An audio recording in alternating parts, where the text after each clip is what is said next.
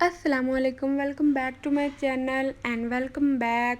बहुत शुक्रिया जो लोग मेरा व्लॉग देखते हैं, जो लोग 2 मिनट के लिए देखते हैं, जो लोग 1.5 मिनट के लिए देखते हैं और जो लोग 1-2 सेकंड के लिए देखते हैं। सबका शुक्रिया क्योंकि आपने व्यू किया, देखा, आप मेरे व्यूवर्स हुए। और बहुत शुक्रिया उन सबका जिन लोगों ने मेरे चैनल को सब्सक्राइब किया हुआ है, बहुत शुक्रिया। और जो लोग लाइक करते हैं उनका भी बहुत शुक्रिया। Welcome back to my channel again. और आज का व्लॉग हमारा होने वाला है पूरे दिन की रूटीन, जिसमें होगी आपको पूरे दिन की रूटीन देखने को मिलेगी मेरी। यहाँ पे मैं सुबह उठी थी तो भाई ने ऑफिस जाना था, तो भाभी अपनी तरफ गए हुए थे, तो भाई के जो कपड़े हैं वो मैं प्रेस कर रही थी। तब तक मैंने कहा कपड़े प्रेस कर लेती हूँ जब तक भाई उठेंगे। उसके बाद नाश्ता वगैरह करना होता है, फिर बाकी डे की जो रूटीन है वो स्टार्ट हो जाती है, तो इसी लिहाज से फिर चलना पड़ता है। हमारे घर में सुबह से लेके ना कुछ काम चलते ही रहते हैं। फिर थोड़ी बहुत रेस्ट करो, सो जाओ, उधर उधर मोबाइल देख लो, कुछ भी लोग देख लें। और अगर नहीं है तो कोई बात नहीं, सो जाए। अगर नहीं सो सकते तो रात में भी कभी काम हो जाता, कभी बैठ जाते, कभी काम हो जाता, कभी बैठ जाए। ऐसा ही चलता रहता जब उस वक्त तक जब तक हमारे घर वाले सोते नहीं हैं तब तक, ठीक है। सो कई लोग होते हैं उनके घर की रूटीन ऐसी बनी होती है कि सुबह 7 बजे उठ कर खाना खा लेना, फिर उसके बाद ये करना वो करना, 12 बजे आपका लंच रेडी हो जाए। हमारे घर में ऐसा नहीं है। हर घर की अपनी ही एक अलग रूटीन है, एक अलग ही रूल है। ज़ाहिर है जब कोई सोकर उठेगा तभी तो वो नाश्ता करेगा, कुछ खाएगा पिएगा, वैसे तो नहीं। समर चल रही हैं तो इसलिए मिल्क शेक और लस्सी वगैरह होगी, वो सुबह को उठकर पी के उसके बाद हल्का फुल्का जिसने खाना और जिसको ज़्यादा भूख को लगती है वो तो खा ही लेता है।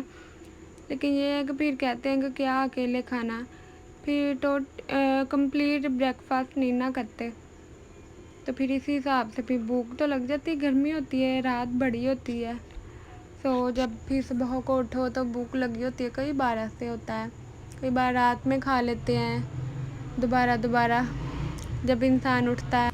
एक तो ना यहाँ पे बैठ के ना वॉइस ओवर नहीं कर सकते हम। हमारी ये जो भाई मेन जो गली है ना, वहाँ पे मेन रोड कह लें या गली कह लें, जो भी है, वहाँ पे इतनी का ट्रैफिक जाती है ना, इतने बाइक वाले गुजरते हैं, ऐसे लगता है जैसे सारे लाहौर के बाइक वाले यहीं से गुजरते हैं।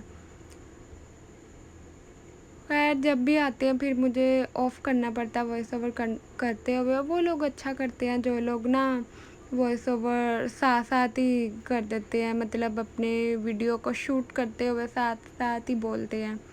अच्छा रहता है, वो इजी रहता है। लेकिन ये बड़ा मुश्किल होता है, मुझे तो बातें भूल जाती हैं कि क्या कहना चाहिए, आगे क्या करना चाहिए। जो हमारे आसपास जो नेबर्स रहते हैं उन्होंने अजीब किस्म के काम करते हैं, वो इसी वजह से वो मशीन की आवाज़ आती रहती है। कुछ समर चल रही हैं तो इसी वजह से ना जो एयर कूलर होते हैं वो लगाए होते हैं, फिर वॉइस ओवर करना बड़ा ही मुश्किल हो जाता है। पता नहीं क्या बंदा करे, कहाँ बैठ कर करे फिर। अब सॉरी उन लोगों को जो लोग मेरे वॉइस ओवर के बैकग्राउंड में जो अलग सी आवाज़ें आ रही हो वो अगर आती हों तो सॉरी। खैर यहाँ पे मैं सारे ब्लैंकेट तय करके रख रही थी। एक बार रख दिया जाए ना तो सारा दिन जो है वो ना तो बच्चे ही ख़राब करते हैं, ना ही जो आपके बिस्तरे वगैरह होते हैं, ब्लैंकेट वगैरह होते हैं, वो गंदे होते हैं। इसी के साथ फिर ना सुबह का टाइम था, ज़ाहिर है फिर सारे काम अभी करने वाले थे, तो साथ साथ ही हम लोग कर रहे थे। तो बच्चे वगैरह भी आए हुए थे, मेरे भांजी वगैरह भी, तो उन्हीं के साथ काफ़ी ज़्यादा इन्जॉय भी किया। जो वेकेशन चल रहे थे, हमारे जो स्कूल हैं वो तो बंद हुए हैं, इसी वजह से थोड़ी आउटिंग होगी। आउटिंग क्या करनी, बस चले गई थी मैं आपी के घर, फिर वहाँ पे भी मैं काफ़ी दिन रही थी और भाई भी आ जाते थे मेरे पास। फिर उसके बाद मैं फिर अपने घर आ गई। वहाँ पे आपी के घर ना दिल नहीं लगता मेरा इतना, वहाँ पे चले तो जाती हूँ लेकिन अच्छा लगता है बच्चों के साथ, लेकिन थोड़े दिनों बाद अजीब सा लग रहा होता है, अजीब सा फील हो रहा होता है कि मैं कहाँ आई हूँ, या मेरी मम्मी कहाँ है, अब्बू कहाँ हैं। तो फिर ना मैं फिर 1-2 बार घर में भी चक्कर लगा कर गई थी, 1-2 रात रह कर गई थी अम्मी अब्बू के पास भी। आप ही मेरी कुछ ठीक नहीं थी, इसी वजह से मैं गई हुई थी उनके पास। तो माशाल्लाह ठीक हो गई थी वो। तो लेकिन थोड़ी बहुत हेल्प करवाने के लिए उनके साथ, सारा वो खुद ही करती थी, मैं बस थोड़ा बहुत ये जितना कर रही हूँ उतना ही। देख ही सकते हैं आप, वो अपना घर जो होता है ना वो एक अलग ही रौनक होती है। मतलब इंसान का ना अपने बचपन से वहाँ पे इंसान रहता है, बड़ा होता है, फिर कहीं और जाए तो अजीब भी लगता है। लेकिन ना फिर भी मैं कितने दिन उनकी तरफ रह आई थी। मेरी फूफा का घर है, वैसे भी मेरे आप ही के साथ तो दिल लग गया था, लेकिन ये अगर अपना घर तो अपना ही होता है ना। तो वैसे भी मुझे किसी के घर जाके सही तरह से नींद नहीं आती थी। वहाँ पे मैं ना सही सही रात उठी रहती थी। हाँ, जब भी सोती थी ना मॉर्निंग टाइम पे, वो फिर सारा दिन ही सोई रहती थी। 12-1 बजे आप ही उठा उठा के मुझे उठाती थी। हाँ जी जी, यहाँ पे हमने रूम को क्लीन कर लिया था, उसके बाद मैं रेडी हो गई थी। मैंने सोचा चलिए आप लोगों को अपना आउटफिट चेक करवाते हैं। बहुत सिंपल सा ड्रेस था, रेड कलर मुझे बहुत अच्छा लगता है, रेड कलर, और बहुत अच्छा फील होता है इसको वेयर करके।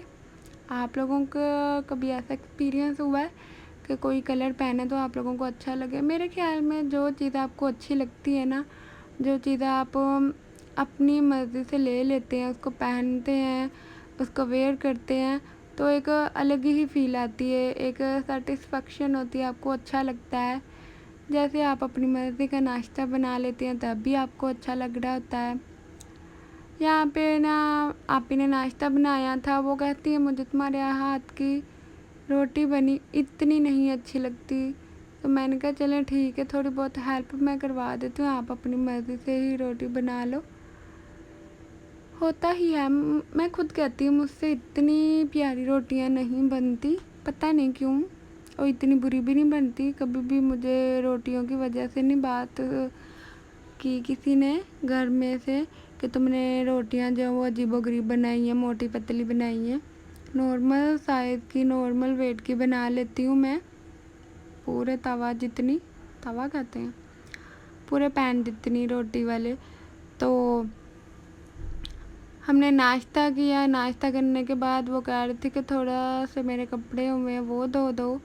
तो मैंने कहा अच्छा चलें ठीक है, पहले हम लोग नाश्ता कर लेते हैं, उसके बाद देखेंगे, मैं लगा दूँगी। वो मेरे साथ ना हेल्प करवा देती थी हर काम में। वो कहती कि घर में भी आप करते हो तो अपने काम खुद ही, तो यहाँ पे ना इतना नहीं है, मैं भी तुम्हारे साथ करवा दूँगी, कोई मसला नहीं है। मैंने कहा था आप ना करवाओ, लेकिन वो कहती कि नहीं नहीं ऐसा नहीं है, ज़ाहिर है तुम मेरे घर आई हो, ये मैं नहीं करवा सकती तुमसे।